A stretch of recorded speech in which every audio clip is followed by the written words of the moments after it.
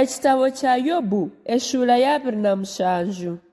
Bwanyuma Yobu yagumizamu nacwa enfumu ze nagira ati, nindahira Ruhango tawaho ogwo nyimire ebyabiire binshemerire, ow'obushoborozi bwona otuntwiza amagara ganje.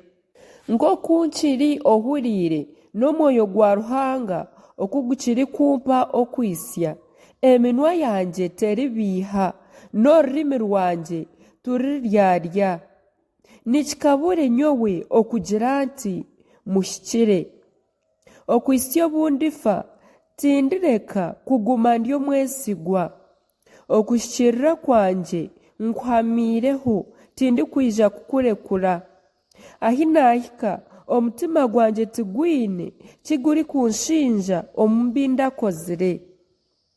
Omuzigu wanje abe nk'ababi, nori kunyimukirira abe nk'abatahikiriire. Mbwenu amasiko g'otari kutiina Ruhanga garahi? Ruhanga kwarabe ariho kumucwekereza akiyaho amagara ge.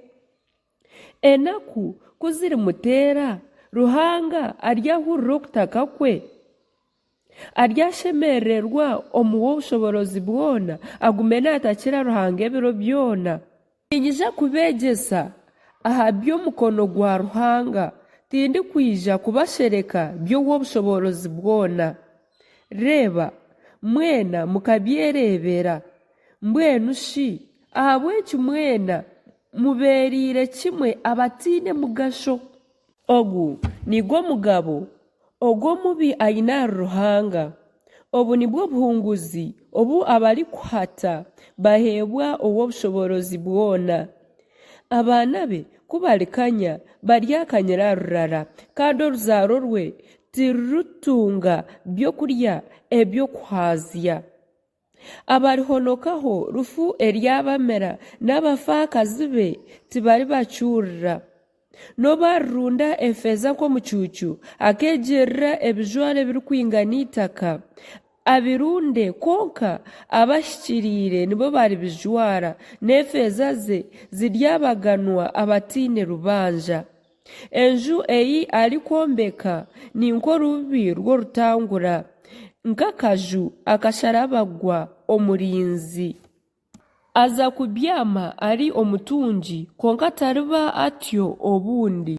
Kwaza kuburuura ata amiisho ashanga obutungi bwe bwagenzere. Ebiri kutiinisa bimweshukaho nk'omwegemure, akasooroora kamutwara nyekiro. Omuyaga gw'oburugwa izooba gumutuntumura agenderayo, gumwihira kimwe ahu yaaba ari. Ruhanga amuteera atari kumusaasira, n'obu yakwenda kumwoga omu mikono kuhunga. Abantu baryamubinga nibamwemamatira, nibeshanya ngu arugye omu ka ye.